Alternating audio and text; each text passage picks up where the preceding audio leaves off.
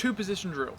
This is a dry fire and live fire drill that I created when I first started shooting USPSA. From watching lots of other drills, from all the Ben Steger drills, the Steve Anderson drills, and everybody else on Instagram and YouTube, this was a drill that I kind of created so I can practice all of the skills that I needed to shoot USPSA from one target setup. So the setup is 3 targets. I like the USPSA targets because I can change from shooting from the chest zone to the head zone, and so I can have an easy percentage shot and a low percentage shot. So I have one on the right, one in the center, and one on the left. That's it. The distances between those two does not matter at all. I would say vary them, the spacing, and not have them all close together, as well as you need 2 positions, one on the right, one on the left. Simple as that.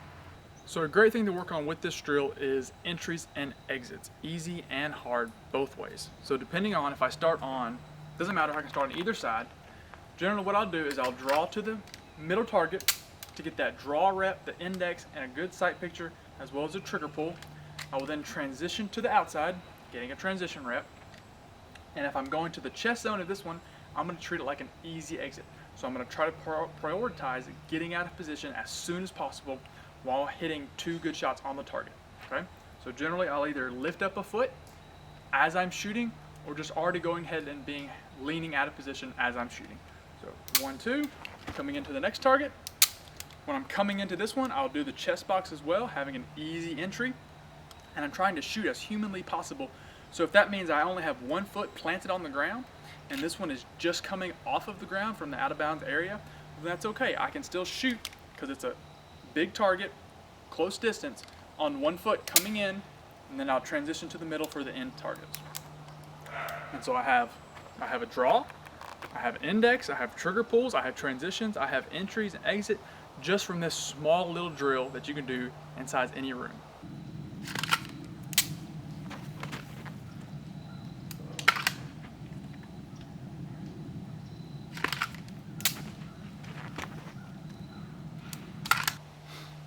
Next, I would do the same movement of drills versus I'll go to the head box, and I'm really prioritizing making perfect sight pictures and good trigger pulls before I initiate movement so I don't disturb the sights and have a warrant shot off paper.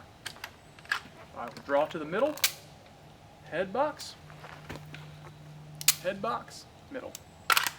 Really having a good sound foundation before I start shooting, but that doesn't mean I can't have the gun up already finding the sights.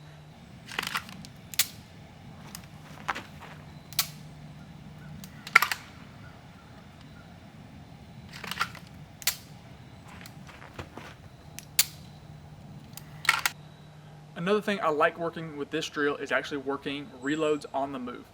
I believe that once you have the reload from a stationary position, don't practice reloads from a stationary position for the majority of the time. Practice them on the move. Because in a USPSA environment, if you do a reload standing, you're doing something incredibly wrong, or you're shooting a classifier. And I really don't like to practice shooting classifiers. I'd rather practice normal match pace and environment.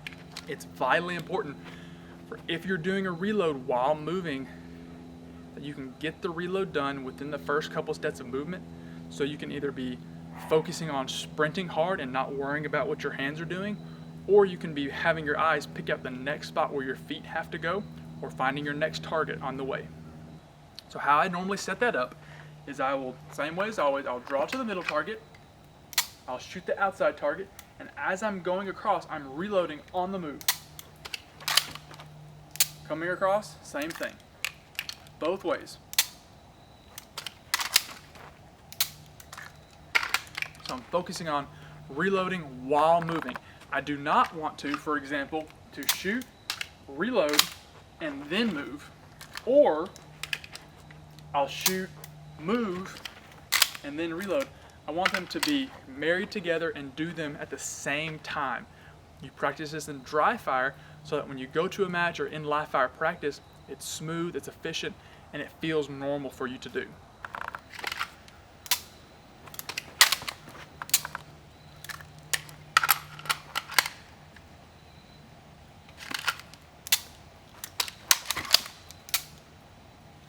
Shooting on the move is a great thing to do also with this drill.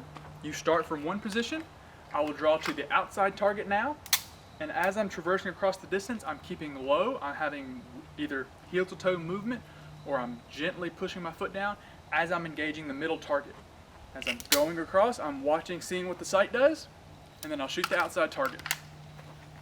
Now, either if you're going really, really fast and you can call 2 shots with high precision of accuracy, then move it up to 4 shots if it's too easy. If that's too easy, then go to transition to the head box. You know, practice, work your way up, start slow, work your way up in dry fire and see what you can get away with, how low you have to be, how high you can stand up, how big your steps need to be, if they need to be really, really short, choppy steps, if they need to be longer steps. Play around with it and find how you shoot on the move the best.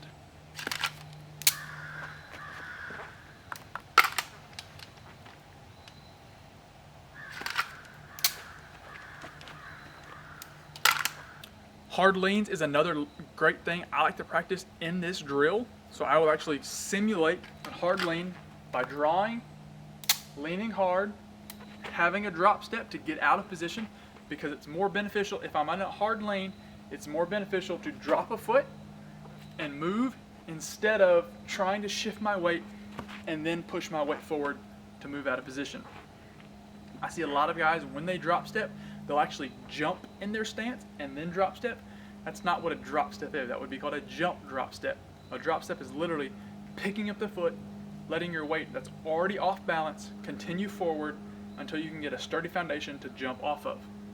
So you'd shoot there and then move out of position. Same way with this one. I can come out to a hard lean, come out, make movement. Now, if you're going to practice hard leans in that scenario, I would suggest that every so often you practice a reload as you're leaving. What I mean by that is if you have a hard lean in the drop step, you come out and have that reload done before that first step or two.